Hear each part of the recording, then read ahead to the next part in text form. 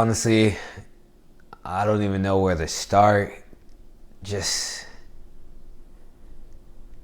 a lot of mistakes made this game, and I really had to take my time, wrap my head around what actually happened. Where did we start making the mistakes? I just had to watch this one more time. I am pissed that this game wasn't on TV here in the States, so I had to find alternatives on how to watch it online. So I really had to watch this a couple times, and yeah, not to get too down, but it was so frustrating watching it. You're screaming at the TV, just like these things you can see about to happen, and we still have no way of controlling it. I want to apologize, you guys. I know my video is a little bit late. We have been dealing with, COVID, fires, bad weather. We're in the unhealthy portion of the air quality, and it has been killing my allergies. It's been really rough to get up and even get to work, but I'm doing a lot better. The air quality is up. Hopefully it'll stay like that, and I can continue to breathe and not have these bad congestion problems. Welcome everyone back to the Frankfurt Famous channel.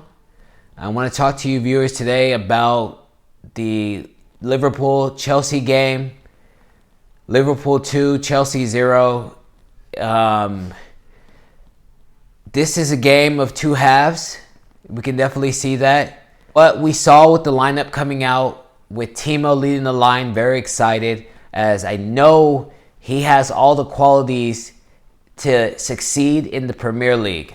And with a little bit of time and some chemistry with his teammates, we will definitely see him scoring goals. I 100% believe that. There's no way of changing that situation. But we did see Havertz coming in, playing again on the left-hand side with Mason Mount, because we know Mason Mount is a ball of energy and he will fight on both fronts. We saw a midfield of Kovacic, Jorginho, holding the center defensive position, with Conte playing a little bit higher up. It looks like Frank Lampard still wants to continue to play him at that position. And then we saw a back line of Alonso, Zuma, Christensen, and also on the right-hand side, we saw Reece James. So there is some question marks I already had with Alonso on the left-hand side. As we know, Chilwell isn't ready yet. The partnership of Zuma and Christensen is very young. Still not that much experience together. So it was always going to be a slight question mark, but for the team we were able to actually field, this was going to be close to one of our most legitimate team lineups. So we could definitely see at the beginning of the game started off with a lot of pace. You can definitely tell Liverpool has been playing together a lot longer, as their passes were crisp. They didn't have to take a second to think about it. They knew where each player was going to be located, and you could just tell that that was their style. They have the experience. They have been playing together, which is understandable. We did see that Timo, he was really the only bright spot in the whole team to actually give us the chance to really feel comfortable, continuing to press. His speed, his pace, his comfort with tight positions, receiving the ball. Like, he really helped us to calm our nerves, especially me. We saw at the 32nd minute mark that Timo got the ball, passed Fabinho, continued to drive at Liverpool's defenders, and then took a quick shot, which to me, just seeing that, I'm like, wow.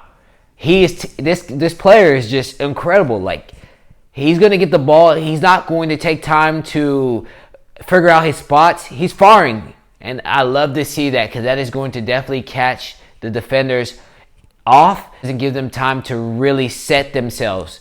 So that was a positive that I saw during the game. And then in the 50th minute, Alonso. Like, this is, we expect this, honestly. Like, we saw a 1-2 pass between Firmino to Salah, back to Firmino, who then put in an amazing ball into the heart of our defense. And who was there to head it in? I mean, I have said this in previous channels that if you do not know where Sadio Mane is on the field, find him. He is a poacher. He will stay on your shoulder. He will attack the ball. We saw it again. Like, this player, Sadio Mane, like, is an excellent player. He would be welcome in any team in the world. And so he got that header. Reece James didn't see it coming, didn't look over his shoulder, and we're already down 1-0. That is frustrating. And then to just see Kepa. Let's talk about Kepa. We know that he's lacking confidence. We know at this moment he is in his head. He is probably hearing what the press is saying about him. Everyone's bringing negativity around him. And for a goalkeeper who has world record fee, you're going to have to be able to deal with the pressure. It comes with the territory. And I thought I was going to see a mistake from him. I didn't think I was going to see a mistake that was going to initially cost us, but definitely be worrisome. We saw him come out to try to get to a ball, which was overhit into his box. As he's running towards the ball, he knows he is not going to beat Salah to the ball. He knows it, but he's so far out that he has to continue to go. Luckily, Salah was able to hit the ball in, but our defense was on guard. Firmino tried to bend into the far right-hand corner. After seeing this, I was like, there's only going to be a matter of time before Kepa is going to make a mistake. It's coming. I don't want to be negative. I want to support and definitely give the Chelsea team all the positivity, but you can see it happening slowly that he is trying his hardest not to make a mistake, and when you're a goalkeeper, any mistake can cost you. And he is trying to do all of these new things quickly without thinking, or not even to say without thinking, with just too much going on in his head. We saw him make a second mistake. Players aren't comfortable to play him back the ball, but he's a sweeper keeper. 53rd minute, he is trying to play a ball he has played plenty of times to Jorginho. After the ball from Tomori's pass back to Kepa, Mane's on it like a bullet.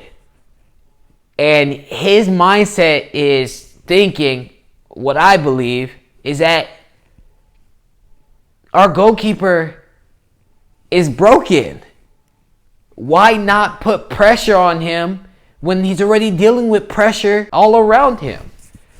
And sure enough, Kepa plays a ball that Mane just reads. Like, give me those cookies. And puts it in the back of the net. I lost it. I was so frustrated. Like,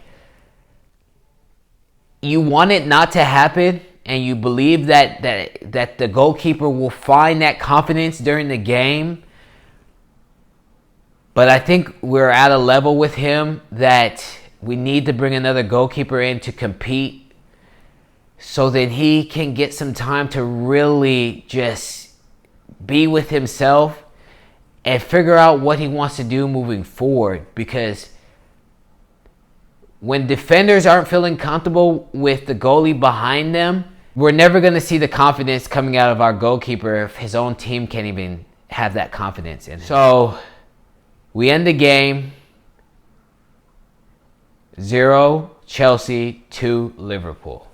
Like I said, I really don't want to get down on myself. I really don't want to get down about what we saw in the game. We have a lot of players who are still waiting to get a chance to play, and the dynamics will change. We will build some chemistry. Saw some good things when it came to Tammy Abraham coming in, making some great runs, Timo making some great passes. Havertz right now, I mean, he needs time. I definitely think he'll come good, but I don't want to put too much pressure on him. I think he will deliver. He just needs to find his foot. He's been playing in a couple different positions, but I believe in Frank Lampard. He knows what he's doing with this player. There's news coming out that Edward Mendy is having a medical. Yes. And he is going to be joining and being announced by Chelsea Football Club sometime before the end of this week. Some excitement once this is done and he is now a player of Chelsea. We can definitely make some changes in the goalkeeping position. Competition is always great. I love how Frank Lampard is trying to bring in competition in all positions on the field. That is going to really show who is going to give 100% each and every game, or you're not going to play. So to my viewers, I want to thank you for tuning in. Please don't forget to like. Also, please, you guys, don't forget to subscribe. I'm going to be putting out more discussions. I'm feeling better. The air quality is great out here. So we're headed towards some great things. And I look forward to speaking with you soon. Come on, Blues!